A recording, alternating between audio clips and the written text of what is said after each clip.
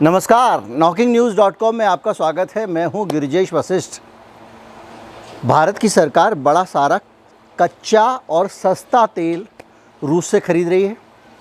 हम सब जानते हैं कि रूस से बड़ी मात्रा में सस्ता क्रूड इंपोर्ट किया जा रहा है और पर बैरल $40 तक का डिस्काउंट रूस से हमको मिल रहा है। यानी जो $120 का एक बैरल है वो भारत को रूस कह रहा है $40 कम करके $80 में ले लो। यानी सुपर सस्ता कच्चा तेल भारत को रूस से मिल रहा है। और ख़बर ये नहीं है कि वो हमको सस्ता मिल रहा है, क्योंकि ये खबर तो सबको पता है, लेकिन खबर ये है कि जो डीजल और पेट्रोल उस क्रूड ऑयल से बना हुआ है वो हमको सस्ता क्यों नहीं मिल रहा है। बीच में वो पैसे कौन मार जा रहा है और वो पैसा किसकी तिजोरी में जा रहा है, किसके बैंक में जा रहा है, किसकी जेब में जा रहा है, आज हम ये समझने की कोशिश करेंगे।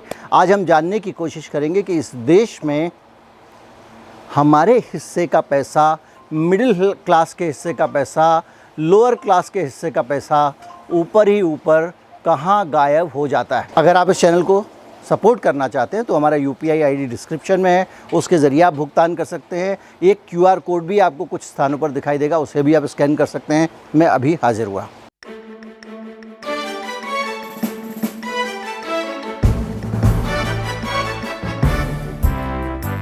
%40 तक का डिस्काउंट हमको रूस से मिल रहा है क्रूड ऑयल पे, और क्रूड ऑयल इंपोर्ट करने पर रोक नहीं है। अमेरिका के सैंक्शंस इससे हमको रोकते नहीं हैं और अमेरिका कह रहा है कि ये आप ले सकते हो। लेकिन साथ में वो एक बात और कह रहा है कि भारत को ये याद रखना चाहिए कि आने वाले समय में इतिहास में वो अपने आप को किस जगह पर रख कर चल रहा है, इसका उत्तर भी उसको अपनी आने वाली पीढ़ियों को देना पड़ेगा, भारत की आने वाली पीढ़ियों को देना पड़ेगा कि वो अपने आप को भारत कहाँ प्लेस कर रहा है इतिहास में, वो किन लोगों के साथ खड़ा हुआ है, किन शक्तियों के साथ खड़ा हुआ है। ये कह रहा है अमेरिका। अमेरिका का कहना स्वाभाविक है, क्योंकि उसकी कुड़न स्वाभाविक है। वो नहीं चाहता है कि कोई आज़ाद अपना एक पक्ष रखे और कोई भी देश एक चमचे की तरह, गुलाम की तरह व्यवहार करे। अमेरिका के मामले में ये उसकी इच्छा है, और जब कोई इस पर काम नहीं करता तो उसके पीछे पड़ जाता है। इसीलिए सस्ता क्रूड लेने का जब मोदी जी ने फैसला किया तो सबने तारीफ़ की, हमने भी बहुत तारीफ़ की। लेकिन इस सस्ते क्रूड का फ़ायदा हमको क्यों नहीं मिल रहा है?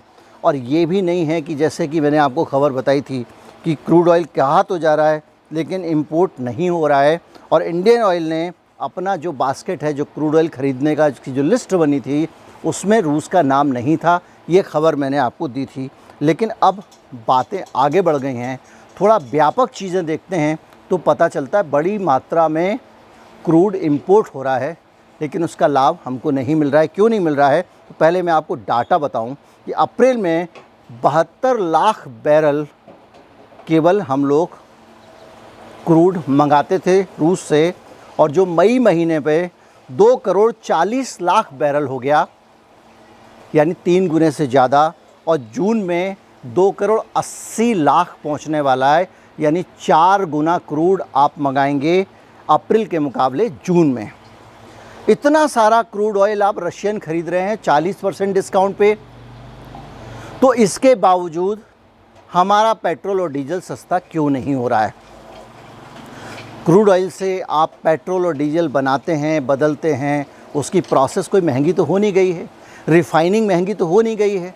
फिर क्रूड ऑयल क्यों नहीं सस्ता होने के बावजूद, पेट्रोल और डीजल क्यों नहीं हमें सस्ते दाम में मिलता है? मैं कुछ और आंकड़े आपको बताना चाहूँगा। तेल का इंपोर्ट लगातार फरवरी से बढ़ रहा है। फरवरी 24 से मई 26 के बीच में हमने रूस के साथ 6.4 बिलियन का कारोबार किया है, और ये हमारा और रूस का कारोबार कितना बढ़ गया ये देखिए। और उसके बाद में इसी अवधि में पिछले साल जो आज 6.4 बिलियन है वो 1.9 बिलियन था, 1.99 बिलियन, 2 बिलियन के आसपास, यानी ये 3 गुने से ज़्यादा हो गया है। और ये राइटर्स ने सरकारी आंकड़ों के हवाले से रिपोर्ट किया है, ये मेरे आंकड़े नहीं हैं। और ये उसके बावजूद जो हमारा एक्सपोर्ट है रूस के लिए, अब आप कहेंगे व्यापार तो बढ़ गया भाई रूस के साथ में, तो बड़ी अच्छी बात है, और 3 गुना हो गया, 6.4 बिलियन हो गया। इसका मतलब सब कुछ सही चल रहा है। लेकिन जब आप आंकड़े देखेंगे तो हमारा जो ट्रेड डेफिसिट होता है, हमारा नुकसान जो हो रहा है, व्यापार घाटा जो हो रहा है, वो बहुत ज़्यादा है, क्योंकि हमारे जो एक्सपोर्ट है रूस के लिए वो 40% के करीब गिर गए। अब आप समझिए कि हमारा व्यापार बढ़ा लेकिन एक्सपोर्ट गिर गया, इसका मतलब ये है कि हमने कुछ बहुत ज़्यादा इंपोर्ट करना शुरू कर दिया। अब बात आती है रिलायंस की। रिलायंस का डाटा अगर आप देखें, कुछ डाटा आपको हो सकता है सूखा लग रहा हो, लेकिन मैं इसको बहुत सिंपल कर दूंगा बाद में। रिलायंस का डाटा देखें तो एक सिक्का पोर्ट है जो रिलायंस का क्रूड इंपोर्ट मैनेज करता है, वहाँ पे करीब 3,48,000 बैरल रोज़ाना क्रूड ऑयल आ रहा है। और इस क्रूड ऑयल से वो ऑस्ट्रेलिया को, वो यूरोप को, अमेरिका को डीजल और पेट्रोल बना कर भेज रहा है। अब हम अपनी मेन थीम पे आते हैं कि हमको क्यों नहीं मिल रहा है। दरअसल हो ये रहा है कि भारत में रूस से जितना भी क्रूड ऑयल आ रहा है, उस क्रूड ऑयल का पूरा फ़ायदा प्राइवेट कंपनियां उठा रही हैं, और उनमें भी रिलायंस नंबर 1 है। रिलायंस क्रूड ऑयल सस्ता वाला ख़रीद रही है रूस से, उस क्रूड ऑयल को डीजल, पेट्रोल और दूसरी चीज़ों में बदल के, दूसरे पेट्रोलियम प्रोडक्ट में बदल के एक्सपोर्ट किया जा रहा है। ऑस्ट्रेलिया को एक्सपोर्ट किया जा रहा है, अमेरिका को एक्सपोर्ट किया जा रहा है, यूरोप को एक्सपोर्ट किया जा रहा है।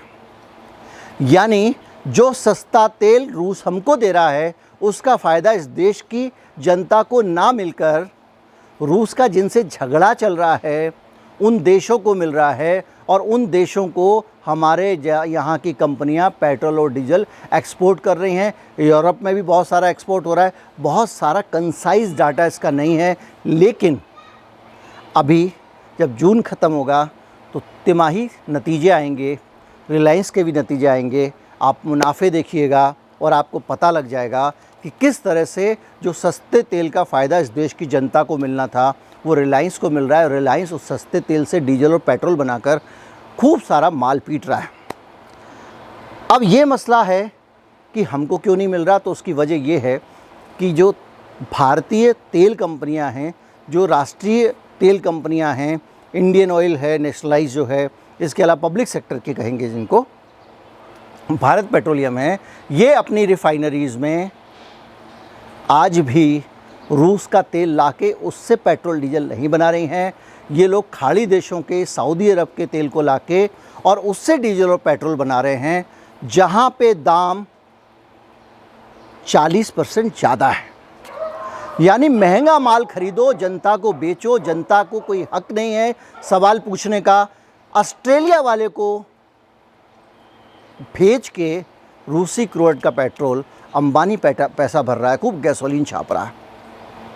और जो हमारे अपने देश की जो तेल कंपनियां हैं, उनको ये फ़िक्र नहीं है कि हमको सस्ता तेल मिल रहा है। इस देश के नागरिक हैं जिनके हम गुलाम हैं, जिनके पैसों से हम चलते हैं, हमारी नौकरी, इस हमारे मालिक हैं इस देश के लोग, इस कंपनी के मालिक हैं जिसमें हम नौकरी करते हैं, और उनका हमें ख्याल रखना चाहिए। और हमको सस्ता तेल मंगाना चाहिए, रूस से उसकी रिफाइनिंग करनी चाहिए।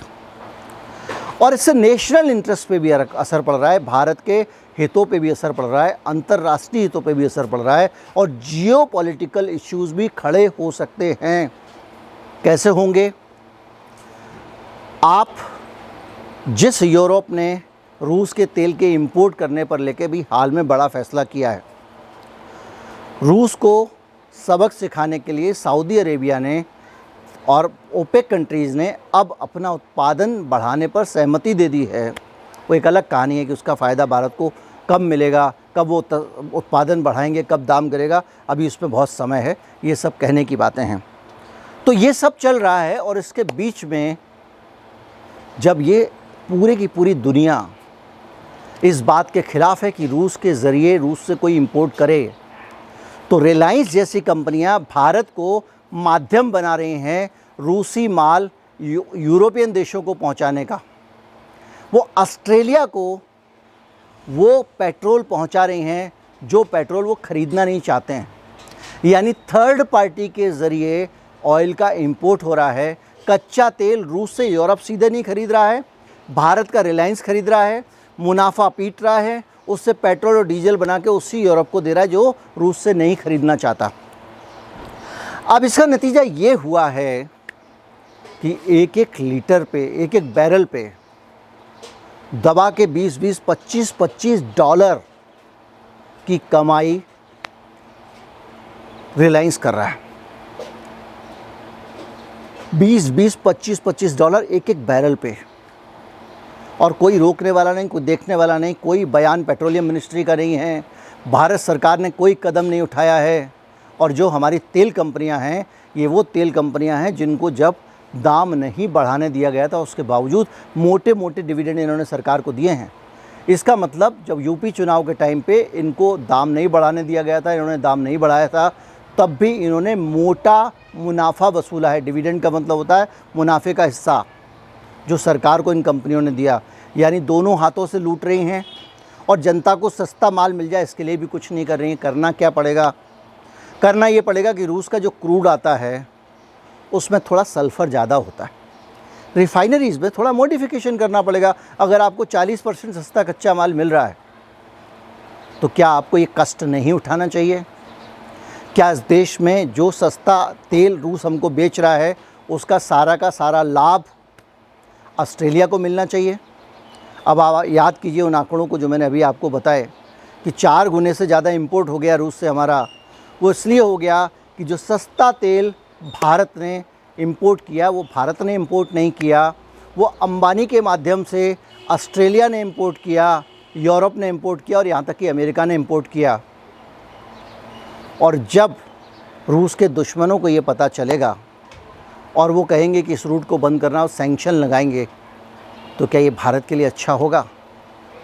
लेकिन जब सैंक्शन लगेंगे तो उसका नुकसान अंबानी को नहीं होगा, क्योंकि वो अंबानी पर नहीं लगेंगे, उस देश पर लगेंगे और उसका नुकसान हम सबको होगा। अब निचोड़ में समझ लीजिए कि आपको ऐसे आसानी से सरल तरीके से, जिनको ये पूरा गणित समझ में ना आया हो, वैसे तो सबको आ गया होगा।